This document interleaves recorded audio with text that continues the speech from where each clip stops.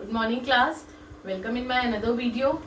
इस वीडियो के अंदर हम लोग हमारा गुडविल चैप्टर देख रहे हैं अकाउंट्स का, कि गुडविल चैप्टर के अंदर गुडविल आखिरकार होता क्या है, गुडविल किस तरीके से हम लोग वैल्यूएशन करते हैं गुडविल की अलग अलग मेथड से, जो कि आपके आने वाले हर चैप्टर में इंपॉर्टेंट होगा।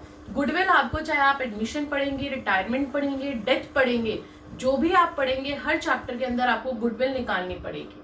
अब इस चैप्टर के अंदर हम लोग गुडविल का पूरा बेसिक देखते हैं कि गुडविल होता क्या है, कौन कौन से फैक्टर्स उसे इफेक्ट करते हैं, वैल्यूएशन कैसे करते हैं। तो इस वीडियो के अंदर हम लोग हमारा गुडविल चैप्टर स्टार्ट करते हैं, जो कि आपका चैप्टर नंबर 3 है। देखिए क्लास, गुडविल आखिरकार होती क्या है। अगर मैं जर्नल लैंग्वेज में बोलूं तो गुडविल इज योर रेप्यूटेशन, कि आपकी रेप्यूटेशन क्या है मार्केट के अंदर। अभी जो रेपुटेशन है, हम लोग अकाउंट्स में रेपुटेशन वर्ड यूज ना करके हम लोग इसे गुडविल यूज करते हैं। गुडविल की एग्जैक्ट डेफिनेशन क्या है? Goodwill is nothing more than the probability that, ये एक प्रोबेबिलिटी है, मैथ्स में 10th क्लास में पढ़ते थे ना प्रोबेबिलिटी, कि कितनी प्रोबेबिलिटी है किसी चीज की। तो ये एक प्रोबेबिलिटी है दैट ओल्ड कस्टमर्स, जो पुराने कस्टमर्स हैं, will resort to the old place, वो अपनी ओल्ड प्लेस पे कितना जाते हैं। अब आप लोग किसी से समोसे खरीदने जाते हैं तो जरूरी थोड़ी है कि हर बार हल्दीराम के या फिर कहीं किसी अच्छी बड़ी गुडविल वाली जगह पे जाते हैं। हो सकता है आपके अपनी पास में कोई दुकान हो, आप हर बार उसके जा रहे हो, उसकी भी अच्छी गुडविल हो। तो ये डिपेंड, गुडविल आपकी तब बनती है जब एक पुराना कस्टमर बार बार एक ही जगह पे एक ही शॉप पे खरीदने जा रहा है, तब उस शॉप की गुडविल इंक्रीज होती है। वही इस लाइन में लिखा है कि goodwill is nothing more than the probability, कि आप कितनी बार जा रहे हैं। द ओल्ड कस्टमर, जो पुराना कस्टमर है, will resort to the old place, अपनी पुरानी ही जगह पे कोई भी सामान खरीदने, तब उस दुकान की गुडविल बढ़ती है। आगे आइए, इसके फीचर्स क्या होते हैं। Goodwill is an intangible assets. पहली चीज, ये इंटेंजिबल है, आप इसे छू नहीं सकते, देख नहीं सकते। दूसरा, goodwill is not a fictitious asset. Class, fictitious word का मतलब क्या होता है? फिक्टिशियस वर्ड का मतलब होता है काल्पनिक। फिक्टिशियस का मतलब क्या होता है? काल्पनिक। आपका जो गुडविल है वो काल्पनिक नहीं है, इट्स नॉट अ काल्पनिक। ये आपका फिक्टिशियस एसेट्स रियल है, कोई काल्पनिक एसेट्स नहीं है। Value of goodwill depends upon subjective judgement of the valuer. ये डिपेंड करता है कि वैल्यूअर जो है उसकी सब्जेक्टिव जजमेंट क्या है। तो ये 3 इसके फीचर्स थे, याद रखना, ये आपका पेपर में आ सकता है। फिल इन द ब्लैंक्स में काफी जगह पे देखा है that goodwill is a dash assets but not a dash assets, मतलब goodwill is a intangible assets but not a fictitious assets. इस चीज को याद रखना। आगे देखिए, टाइप्स ऑफ गुडविल। अब कितनी तरीके की गुडविल होती है, कैसे वैल्यू करी जाती है, उसकी जरूरत क्या है, कौन कौन से फैक्टर्स आपकी गुडविल को इफेक्ट करते हैं, वो देखते हैं हम लोग। सबसे पहले टाइप ऑफ गुडविल। गुडविल क्या है? गुडविल 2 तरीके की होती है। एक होती है परचेज, जो आप खरीदते हैं, एक होती है सेल्फ जनरेटेड, जो आप बनाते हैं अपनी खुद की गुडविल, खुद की रेपुटेशन मार्केट के अंदर। हाँ जी, गुडविल आप परचेज भी करते हैं, खरीदी भी जाती है। It arises on purchase of business. ये तब होती है जब आप परचेज करते हैं बिजनेस में गुडविल। पहला, it is an assets for the company. जब आप खरीदते हैं उस टाइम पे ये आपकी एसेट होती है कंपनी की। This goodwill is generally amortised. Class, जब हम लोग किसी भी एसेट्स की वैल्यू घटती है तो हम क्या बोलते हैं? वो उसकी वैल्यू डेप्रिशिएट हो गई। मशीनरी है, मशीनरी की वैल्यू कम होती है तो क्या बोलते हैं? डेप्रिसिएशन लग गया। लेकिन वहीं पे जब हम इंटेंजिबल एसेट्स की बात करते हैं, जब इंटेंजिबल एसेट्स की वैल्यू कम होती है तो उसको हम एमोटाइज्ड वर्ड बोलते हैं, डेप्रिसिएशन वर्ड यूज नहीं करते। So this goodwill is generally amortised within 10 years और within the life of goodwill, यानी कि 10 साल के अंदर अंदर आपकी एमोटाइज्ड हो जाती है गुडविल। और ये हमारा अकाउंटिंग स्टैंडर्ड 26 बोलता है। आगे दूसरा, सेल्फ जनरेटेड गुडविल। ये तो थी परचेज, जो आपने खरीदी, जो आपकी एसेट्स बन गई आपकी बुक के अंदर। लेकिन जब आप खुद सेल्फ जनरेट करते हो, गुडविल खुद बनाते हो, या यूं कहो कि नॉन परचेज गुडविल होती है आपकी, उसके अंदर क्या होता है? इट इज नॉट परचेज, जिसे हम खरीदते नहीं है। It is created by the efforts of the partners. ये पार्टनर्स के एफर्ट से बनती है मार्केट के अंदर। This goodwill is not recorded as an assets in the book. जो परचेज होती है वो तो परचेज करिए, उसके पैसे लगे हैं, तो फिर वो हम बुक में अंदर रिटर्न करते लिखते हैं। लेकिन जब हम लोग नहीं करते, जब हम लोग खुद बनाते हैं, उस टाइम पे ये आपकी नॉट रिकॉर्डेड नहीं होती as an assets in your book. आगे देखिए, need for valuation of goodwill. क्या जरूरत है वैल्यूएशन ऑफ गुडविल करने की? जो मैं आपको मेथड्स बताने जा रही हूँ आगे, क्या जरूरत है नहीं, क्या मतलब क्यों निकाले हम गुडविल की वैल्यू?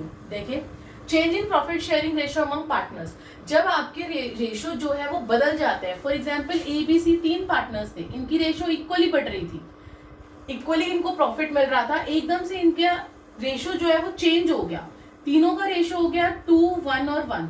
तो जब रेशियो चेंज होता है अमंग द पार्टनर्स, उस टाइम पे हम लोगों को गुडविल की वैल्यूएशन करने की जरूरत पड़ती है। दूसरा क्या है? एडमिशन। अब डी बोलता है कि मैं तो तुम्हारे यहाँ पे कंपनी के अंदर एंटर होगा एज अ पार्टनर, तो इसको भी तो कुछ हिस्सा चाहिएगा अपना, तो उस टाइम पे हम लोगों को दोबारा गुडविल की वैल्यू निकालनी पड़ती है। रिटायरमेंट हो रहा है, डेथ हो रही है किसी पार्टनर की, एक पार्टनर चला गया, सी चला गया, उसकी डेथ हो गई है, वो रिटायर हो गया, तो इन तीनों का आपस में बांटना पड़ेगा, सी का भी share. When firm is sold, जब अपनी फर्म को बेचते हैं तब करना पड़ता है। When two firms amalgamate, amalgamate का मतलब होता है क्लास की जब दो फर्म मिलके एक बनाती हैं, जब दो फर्म मिलके कंबाइन हो जाती हैं वो होता है एमलगम, मर्ज हो जाती हैं, वो होता है एमलगमेट। तो जब दो फर्म एमलगमेट हो गई जो, तो इनके अंदर जो पार्टनर्स होंगे वो करेंगे ना आपस में, भाई वैल्यू तो निकालनी पड़ेगी तब भी गुडविल की, क्योंकि पार्टनर्स की जो रेशो है सारी चीजें बदल जाती हैं।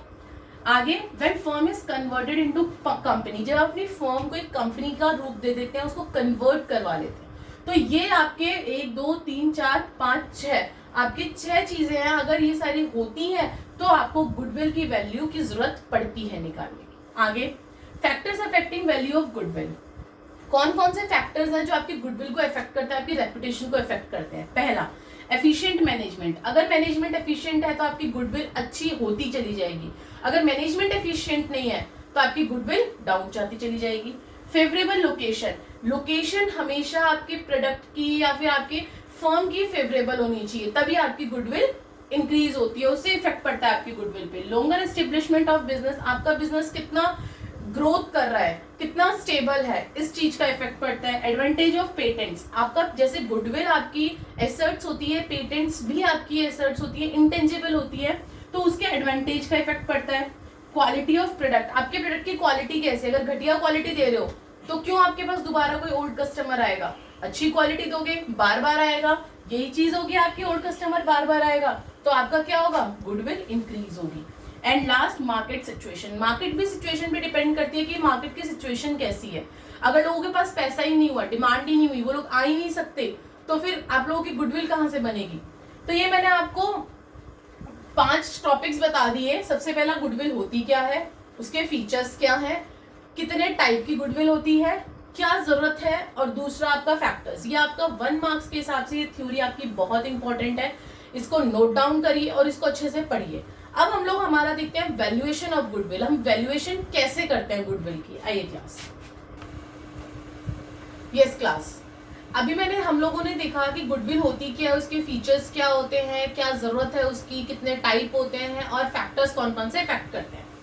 अब मैंने बोला था कि अब हम लोग देखेंगे वैल्यूएशन कैसे करते हैं हम गुडविल की। तो वैल्यूएशन करने के आपकी बुक में 3 मेथड्स दे रखे हैं class, average profit method, super profit method और कैपिटलाइजेशन प्रॉफिट मेथड। अब एवरेज प्रॉफिट मेथड के 2 टाइप दे रखे हैं, एक तो सिंपल एवरेज प्रॉफिट मेथड, दूसरा वेटेड एवरेज प्रॉफिट मेथड। इसी तरीके से कैपिटलाइजेशन के भी 2 मेथड्स हैं आपके उसमें, capitalisation of average profit method और capitalisation of super profit method. अब ये टोटल आपके 1, 2, 3, 4, 5 मेथड्स हो गए। अब हम लोग इन 5 मेथड्स को अच्छे से डिटेलिंग में विद एग्जांपल पढ़ेंगे, फिर उसके बाद हम लोग हमारे कुछ टीएस ग्रेवाल के क्वेश्चंस उठाएंगे ताकि आप लोगों के लिए ये चैप्टर इजी हो जाए। ठीक है, आइए अब सबसे पहले मैं मेरा सिंपल एवरेज प्रॉफिट मेथड उठाती हूँ।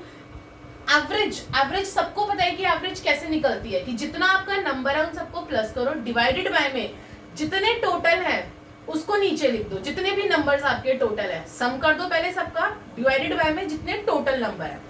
वही चीज हमें इस मेथड में करनी है, बहुत इजी मेथड है class, simple average profit method. इसके अंदर गुडविल का सबसे पहले फॉर्मूला क्या होता है? गुडविल का फॉर्मूला होता है एवरेज प्रॉफिट, जो आपका एवरेज प्रॉफिट निकला है, into number of years purchase. Ma'am अब ये नंबर ऑफ ईयर्स परचेज क्या होता है? ये तो हमने अभी सुना है पहली बार। नंबर ऑफ ईयर्स परचेज क्या होता है? It means for how many years the firm will earn same profit because of past efforts. यानी कि वो ये बोल रहा है कि कितने साल तक अब जो हमारी फर्म है वो सेम प्रॉफिट अर्न करेगी जो उसने आज से पहले अर्न करा है।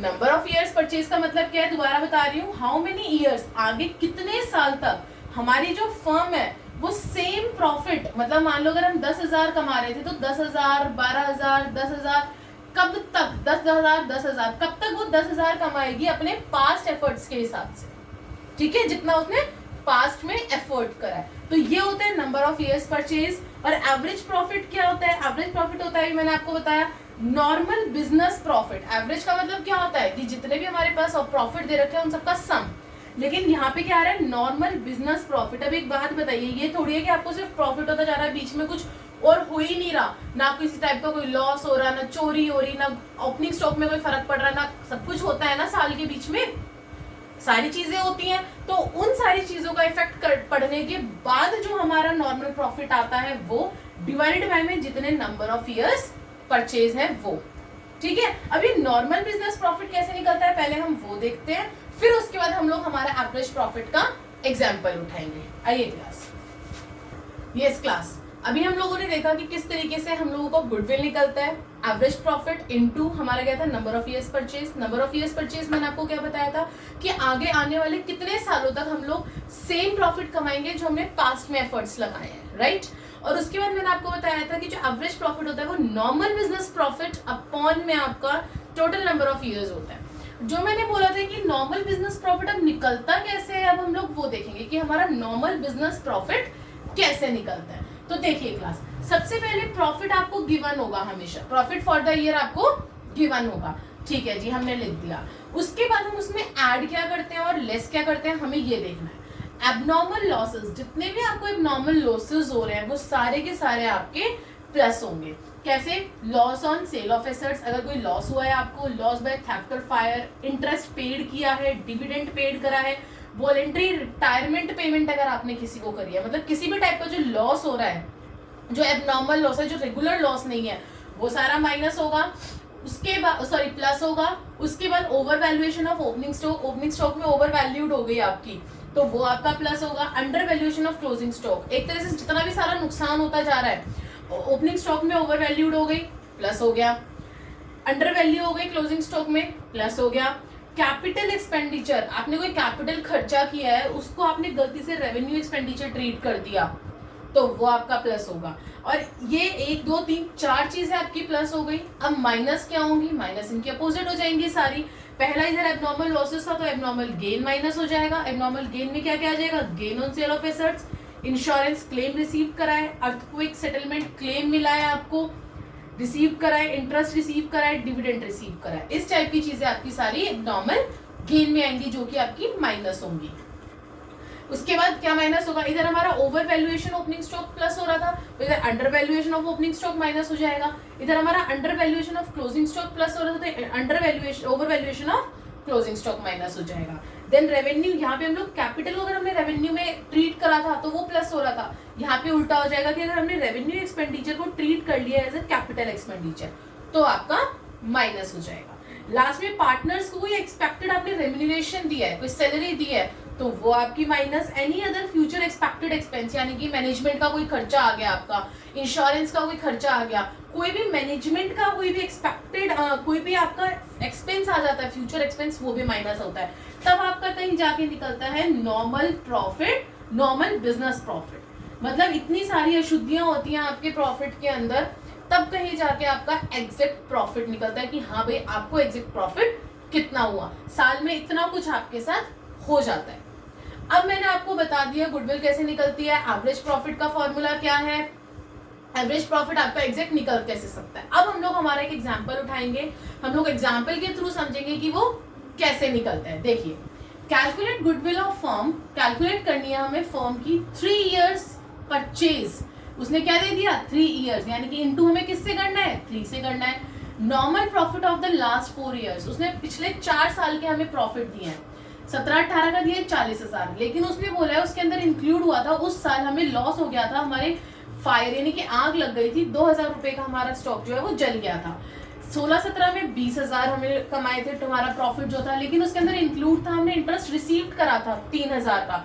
तो इधर देखते चले जाना, लॉस बाय फायर हुआ था हमें, तो क्या हो जाएगा वो एबनॉर्मल में 40,000 में 2,000 क्या हो गए, प्लस हो गए।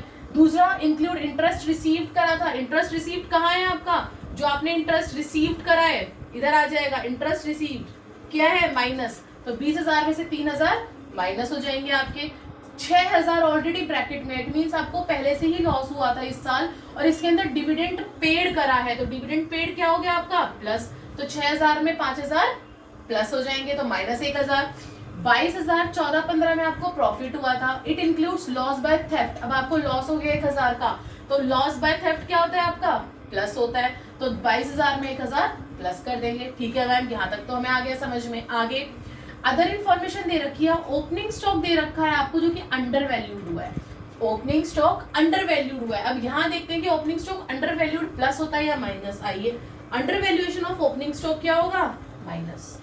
आगे आइए, closing of stock of 2014-15 is under valued, closing stock under valued हुआ है, under valuation of closing stock क्या होता है प्लस होता है, किस साल में, उस साल में करेंगे हम लोग, अभी हम लोग ये क्वेश्चन सॉल्व करेंगे बोर्ड पे, उस साल में करना है आपको 15-16 में, यानी कि इधर 6,000 में और ये 14-15 में यानी कि आपका 22,000 में। अब आगे उसने एक और इन्फॉर्मेशन दी है, एक मशीन है जो हमने परचेज करी थी 1 जुलाई 2015 में, यानी कि इस साल परचेज की थी, 15-16 में करी थी, कितने की 50,000 की, but it is treated as revenue expenditure, क्या था हमारा कैपिटल एक्सपेंडिचर था, क्या ट्रीट कर लिया हमने रेवेन्यू, तो क्या हो गया प्लस, ठीक है। डेप्रिसिएशन भी लगाया उसके ऊपर 10% जो कि आपका स्ट्रेट लाइन मेथड से है। आइए अब हम लोग इसका आंसर देखते हैं कि इसका आंसर क्या होगा। यस क्लास, अभी हम लोगों ने हमारा क्वेश्चन समझा कि क्वेश्चन कैसे होता है, अब हम लोग इसका आंसर देखते हैं। मतलब क्वेश्चन में आपको प्रॉफिट्स गिवन होंगे, उसके अंदर की अशुद्धियां गिवन होंगी कि उसके अंदर क्या क्या उन लोगों ने उस साल उन लोगों को क्या क्या प्रॉब्लम्स फेस करनी पड़ी। अब देखिए इस तरीके से सबसे पहले तो आप अपना बॉक्स बनाएंगे, जो भी मैंने आपको नॉर्मल बिजनेस प्रॉफिट निकालना सिखाया था। सबसे पहले गिवन प्रॉफिट, प्रॉफिट्स आपको गिवन है, मैंने सारे प्रॉफिट लिख दिए 22,000, 6,000, 20,000, 40,000, ठीक है। उसके बाद पहला पॉइंट था कि 17-18 में आपको क्या हुआ था, लॉस हुआ था, तो एबनॉर्मल लॉस हो गया, और 16-17 में क्या हुआ था, इंटरेस्ट रिसीव करा था, तो ये क्या हो गया एबनॉर्मल गेन हो गया, तो मैंने क्या करा एबनॉर्मल लॉस को प्लस कर दिया 2017-18 में, ठीक है। एबनॉर्मल गेन को माइनस कर दिया 3,000 था ना, तो 3,000 मैंने एबनॉर्मल गेन आपका माइनस कर दिया। आगे पढ़िए, 2015-16 में डिविडेंड पेड करा था 5,000, डिविडेंड पेड क्या होता है एबनॉर्मल लॉस होता है, तो मैंने 5,000 डिविडेंड पेड कर दिया। उसके बाद उसने बोला है 14-15 में इंक्लूड लॉस ऑफ थेफ्ट, ये भी आपका एबनॉर्मल लॉस है, एबनॉर्मल लॉस क्या होता है प्लस, तो मैंने एबनॉर्मल लॉस वाले कॉलम में ही 14-15 में 1,000 उसका प्लस कर दिया, ठीक है। आगे अदर इंफॉर्मेशन पे आते हैं, ओपनिंग स्टॉक ऑफ 15-16 का ओपनिंग स्टॉक, यानी कि ये वाला, ये जो आपका 15-16 का ओपनिंग स्टॉक है is under valued, under valued of opening stock क्या होता है माइनस होता है, कितने का है 3,000 का है, ठीक है जी, मैंने तो डाल दिया 3,000 15-16 में माइनस। लेकिन क्लास यहाँ पे आपकी हिडन आपको इन्फॉर्मेशन दे रखी है, हिडन एडजस्टमेंट है क्या, अगर कोई स्टॉक आपका इस साल का ओपनिंग है तो वो पिछले साल का क्लोजिंग भी तो रहा होगा, ये तो है नहीं कि वो कहीं से उछल के आ गया एकदम से ओपनिंग स्टॉक बन गया, नहीं ना, तो इसीलिए इसको हम लोग क्लोजिंग स्टॉक भी ट्रीट करेंगे एज एन अंडर वैल्यूएशन, और अंडर वैल्यूएशन का क्लोजिंग स्टॉक क्या होता है प्लस, तो मैं यहाँ 3,000 लिख दूंगी प्लस का, समझ में आई। मतलब एक एडजस्टमेंट के अंदर दो एडजस्टमेंट्स हैं, वो दूसरी जो है वो हिडन होती है। दोबारा सेकंड में बता देती हूँ, दोबारा सुनिए, क्लोजिंग स्टॉक 14-15 का दे रखा है, इस बार हमें 14-15 का क्लोजिंग स्टॉक दे रखा है, यानी कि ये, ठीक है। Is under valued, under valuation of closing stock क्या होता है प्लस होता है, कितना है 4,000, ठीक है, मैंने 14-15 में 4,000 डाल दिए, यहाँ पे प्लस का साइन लगा के लिख के under valuation of closing stock. लेकिन जब वो 14-15 का क्लोजिंग स्टॉक है तो ये तो है नहीं एक दिन में हमारी इतनी बिक्री होगी कि ओपनिंग स्टॉक हमारा चेंज हो जाएगा, नहीं ना, जो क्लोजिंग स्टॉक है वही हमारा ओपनिंग स्टॉक होगा अगले साल का, तो वही चीज हम लोगों को यहाँ लिखनी है कि opening stock of 15-16 is under valued, यानी कि under valuation of opening stock, ये भी आपकी एक हिडन एडजस्टमेंट है, जो कि 15-16 की क्या हो जाएगी माइनस, यानी कि माइनस 4,000, ये वाली और ये under valuation of closing stock और under valuation of opening stock, both are the hidden adjustment in this question. समझ में आई बात, इस टाइप की एडजस्टमेंट्स आती हैं जो कि आपको नॉर्मल बिजनेस प्रॉफिट के लिए निकालनी है। आगे आइए, उसके बाद उसने नेक्स्ट बोला है मशीन इज परचेज, मशीन जो है वो परचेज करी है, कब करी है 1 जुलाई को, ठीक है, मैंने नीचे वर्किंग नोट में डिटेल डाल दी, मशीन 1 जुलाई को हमने परचेज कर ली, कितने की 50,000 की, ठीक है जी, 50,000 लिख दिया, but it is treated as revenue expenditure. क्या है ये आपका कैपिटल एक्सपेंडिचर है, क्या ट्रीट कर दिया, रेवेन्यू कर दिया। जब कैपिटल एक्सपेंडिचर को रेवेन्यू एक्सपेंडिचर ट्रीट करते हैं तो हम लोग क्या करते हैं, प्लस करते हैं। परचेज ऑफ मशीनरी मैंने प्लस कर दिया, कब कर दी थी, 15 में, तो 15-16 होगा, 15-16 में मैंने इसको माइनस कर दिया। क्या कर दिया, माइनस कर दिया। आगे आइए, depreciation. Depreciation on machinery is 10% per annum. Depreciation क्या है, एक मिनट, परचेज ऑफ मशीनरी तो आपकी एक परचेज ऑफ मशीनरी आपकी, जब हम कैपिटल एक्सपेंडिचर को ट्रीट करते हैं तो प्लस होता है, ये आपका प्लस होगा, माइनस नहीं होगा, क्योंकि जब हम कैपिटल एक्सपेंडिचर को ट्रीट करते हैं एज अ रेवेन्यू एक्सपेंडिचर तो क्या होता है आपका, प्लस होता है ना। तो परचेज ऑफ मशीनरी हमने प्लस कर दी। अब हम लोगों को डेप्रिसिएशन निकालना है, क्योंकि उसने बोला डेप्रिसिएशन भी चार्ज करा है 10%, तो कितना कितना हो जाएगा, फर्स्ट डेप्रिसिएशन आपका 31/3/16 तक लगेगा, और खरीदी कब थी, जुलाई में, तो जुलाई से मार्च तक का कितना टाइम हो गया, 9 महीने का। तो हम लोग कर देंगे 50,000 का 10% और 9 महीने के लिए कितना आ गया, 3750, ठीक है, 3750 माइनस हो गया, डेप्रिसिएशन माइनस होता है। सेकेंड डेप्रिसिएशन जो है 31/3/17, 50,000 का 10%, 5,000, ठीक है जी, लगा दिया हमने अगले साल भी।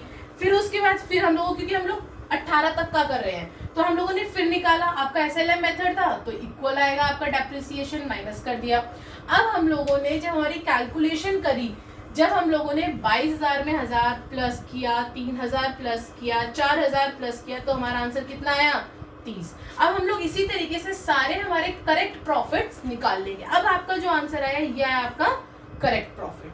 अब हम लोग हमारा गुडविल निकालेंगे। गुडविल का क्या फॉर्मूला होता है, एवरेज प्रॉफिट अपॉन में number of years purchase. Average profit कैसे निकलता है, सारे आपके normal business profit divided by में जितने नंबर ऑफ ईयर्स का आपको प्रॉफिट दे रखा है।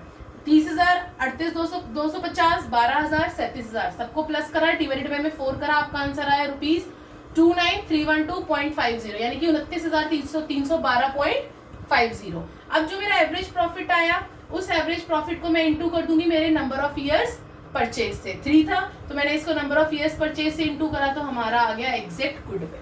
So this is your first method class, कि जिसके अंदर हम लोग हमारी गुडविल निकालना कैसे सीख रहे हैं एवरेज प्रॉफिट के बेसिस पे, ठीक है। अब हम लोग हमारे नेक्स्ट जो मेथड्स हैं वो हमारी नेक्स्ट वीडियो में देखेंगे, बट आप इतने इसकी प्रैक्टिस जरूर कीजिएगा, बुक के पीछे के क्वेश्चंस ट्राई करिएगा, और मैं भी अपने लेवल पे आपको TS ग्रेवाल के इंपॉर्टेंट क्वेश्चंस कराऊंगी। Thank you. And class subscribe करना मत भूलिएगा, क्योंकि सब्सक्राइब करने से ही नोटिफिकेशन आपके पास आएगा, बेल आइकन दबाने से ही आपके पास नोटिफिकेशन आएगा, जिससे कि आपके पास मेरी सारी वीडियोस टाइमली पहुंच जाएंगी। Thank you.